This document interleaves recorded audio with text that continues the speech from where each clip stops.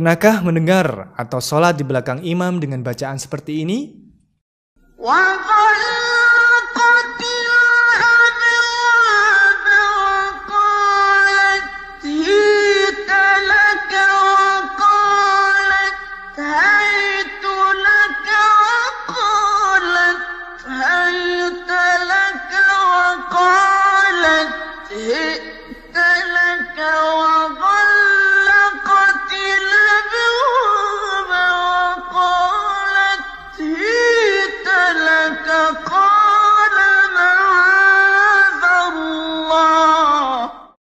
Bacaan tadi agak berbeda dengan yang lazim kita dengar seperti ini. وراودته التي هو في بيتها عن نفسه وغلقت الأبواب وقالت هيت لك. Tapi tenang, itu bukan bacaan keliru atau aliran menyimpang. Itu adalah salah satu jenis riwayat pembacaan Al-Quran. Yuk kita bahas lebih dalam.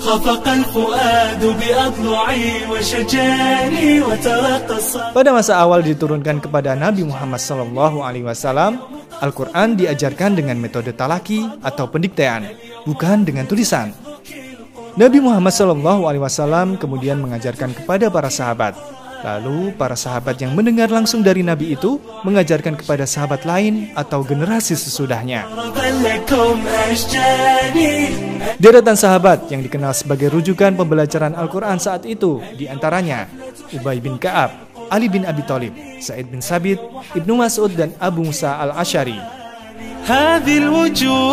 Mereka mempunyai murid dari kalangan tabi'in yang menyebar ke berbagai daerah. Di Madinah ada Sa'id bin Musayyib dan Umar bin Abdul Aziz. Di Mekah ada Taunus, Ikrimah dan Mujahid. Di Basrah ada Abi Aliyah dan Ibnu Sirin. Di Kufah ada Alqamah dan An-Nakhai. Dan di Syam ada Mughirah bin Abu Syihab dan Khalifah bin Abu Qatadah.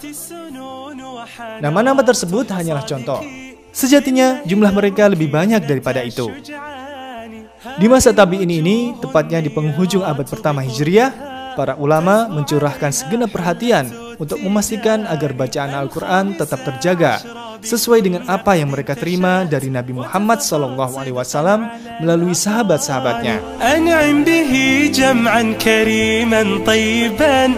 Mereka menjadikan ilmu qiraah sebagai cabang ilmu tersendiri, sejajar dengan disiplin ilmu lainnya.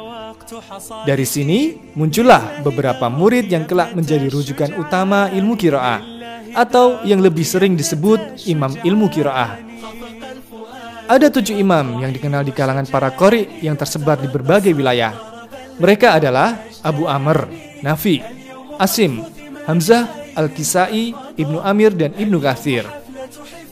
Perbedaan dialek dari guru tempat mereka menimba ilmu menimbulkan perbedaan cara baca. Perbedaan itu meliputi tebal tipis dan panjang pendek bacaan, imalah, idgham, idhar, isba, dan tasydid. Yang perlu kita garis bawahi, semua perbedaan itu tidak keluar dari susunan huruf atau rasem pada mushaf Utsman bin Affan. Jadi, yang berbeda hanya pengucapannya. Adapun tulisan hurufnya tetap sama. 7 nama imam tadi adalah qori yang memiliki kualitas hafalan dan kepribadian yang istimewa. Mereka menghabiskan waktu yang lama untuk berguru kepada para qori. Masing-masing imam tersebut mempunyai murid yang kemudian disebut sebagai perawi atau pembawa riwayat. Perawi ini menghafalkan qiraah para imam dan mengajarkannya kepada para murid di bawahnya. Jika dibuat susunan imam dan 2 perawinya akan tergambar sebagai berikut.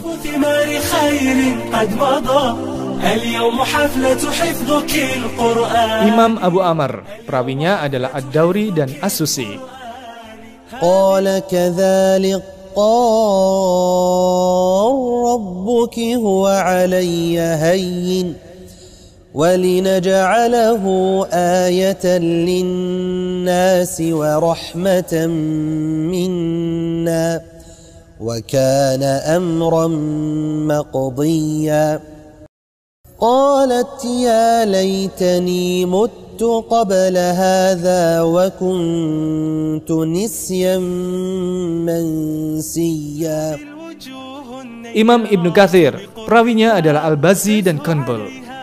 يخادعون الله والذين آمنوا وما يخادعون إلا أنفسهم وما يشعرون في قلوبهم مرض فزادهم الله مرضا ولهم عذاب أليم بما كانوا يكذبون. Imam Nafi Al-Madani, perawinya adalah Qalun dan Warash. وَإِذَا قِيلَ لَهُمْ تَعَالَوْا إِلَى مَا أَنزَلَ اللَّهُ وَإِلَى الرَّسُولِ قالوا حسبنا ما وجدنا عليه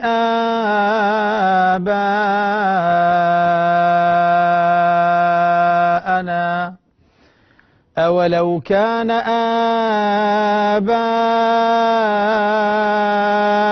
آباؤهم لا يعلمون شيئا ولا يهتدون. Imam Ibnu Amr Asy-Syami, perawinya adalah Hisham dan Ibnu Zakwan. في قلوبهم مرض فزادهم الله مرضا ولهم عذاب أليم بما كانوا يكذبون. وإذا قيل لهم لا تفسدوا في الأرض قالوا إنما نحن مصلحون. Imam Asim Al-Kufi, perawinya adalah Syu'bah dan Asim. قل من كان عدوا لجبرائيل فإنه نزله على قلبك بإذن الله مصدقا لما بين يديه وهدى وبشرى للمؤمنين. من كان عدوا لله وملائكته ورسله وجبرائيل وميكائيل فإن الله عدو للكافرين. Imam Hamzah Al-Kufi, perawinya adalah Khalaf dan Khalad. يا زكريا إنا نبشرك بغلام اسمه يحيى لم نجعل له من قبل سميا. Imam Al-Kisai Al-Kufi, perawinya adalah Abu Harith dan Ad-Dawri. والضحى والليل إذا سجى ما ودعك ربك وما قلى وللآخرة خير لك من الأولى ولسوف يعطيك ربك فترضى ألم يجدك يتيما فآوي ووجدك ضالا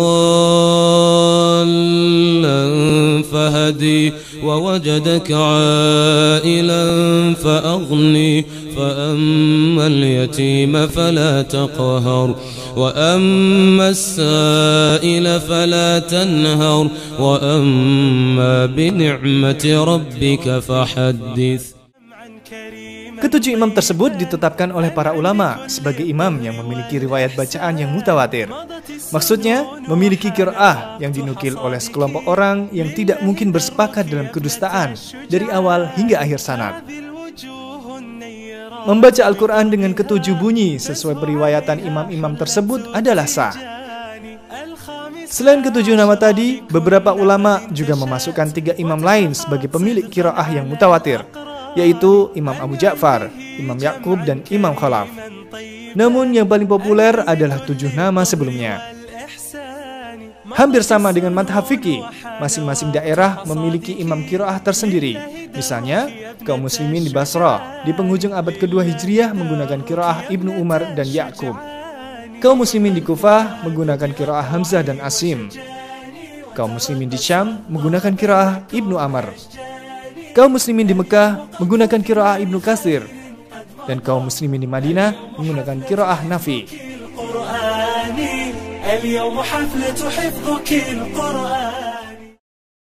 Perbedaan 7 riwayat dengan 7 dialek.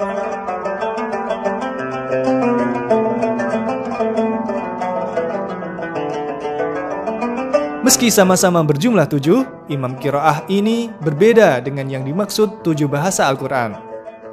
Jika kita mendengar kalimat Al-Quran diturunkan dalam 7 dialek atau bahasa Arabnya sab'atu akhruf, yang dimaksud adalah bahasa atau dialek Arab saat Al-Quran diturunkan.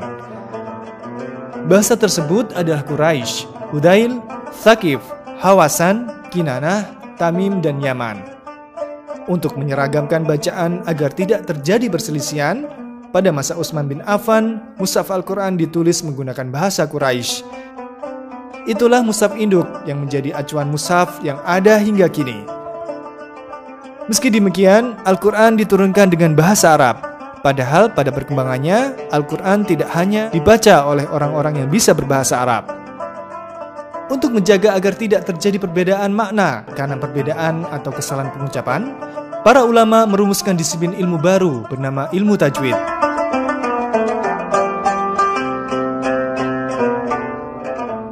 Membaca Al-Quran sesuai tajwid. Al-Quran diturunkan menggunakan bahasa Arab yang sensitif terhadap perbedaan cara pengucapan.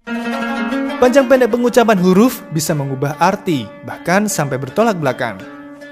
Misalnya dalam surat At-Takasur ayat 8. Tsumma latus'alunna yawma'idzin 'anin na'im. Kemudian kamu benar-benar akan ditanya pada hari itu tentang kenikmatan itu. Kata latus alunna artinya kamu benar-benar akan ditanya. Tapi jika lam dibaca panjang, latus alunna, maka artinya kamu tidak akan ditanya. Oleh sebab itu, Al-Quran harus dibaca sesuai tajwid yang benar. Tajwid adalah pengucapan huruf-huruf Al-Quran sesuai tempat keluar huruf dan sifat-sifat serta karakternya. Mempelajari ilmu tajwid tidak bisa dilakukan tanpa bimbingan langsung dari guru atau yang juga disebut dengan talaki. Ya hafizal Quran, ya hafizal Quran. Kita harus mendapatkan teori dan contoh pengucapan dari guru. Setelah itu mencontohnya langsung secara berulang-ulang di hadapan guru tersebut sampai bacaan kita dinilai benar.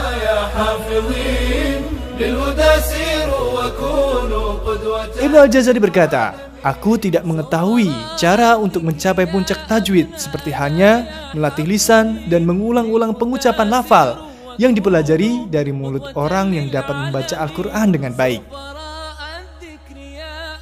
Membaca Al-Quran tanpa tajwid mengakibatkan kekeliruan atau yang disebut dengan lahan. Kekeliruan itu sendiri ada tingkatannya, mulai dari yang ringan sampai yang paling berat yang bisa mengubah makna.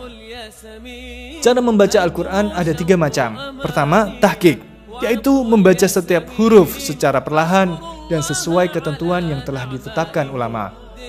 Kedua, hadar, yaitu membaca dengan cepat, tetapi tetap menggunakan kaidah tajwid yang benar. Ketiga, tadwir, yaitu pertengahan antara tahqiq dan hadar.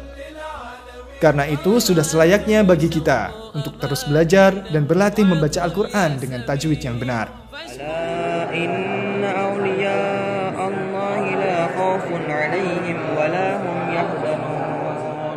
Pembacaan seperti itu dapat menambah keimanan kita.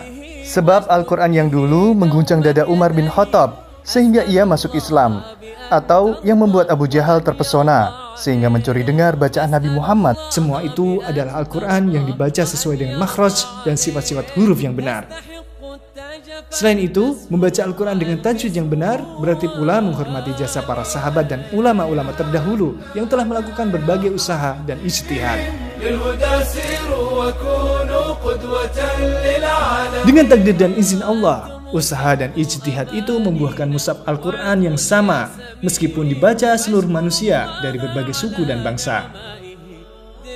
Membuahkan Al-Quran yang mudah dibaca dan dihafal, sehingga lebih mudah untuk naik ke tahap berikutnya, yaitu mentadaburi dan mengamalkannya.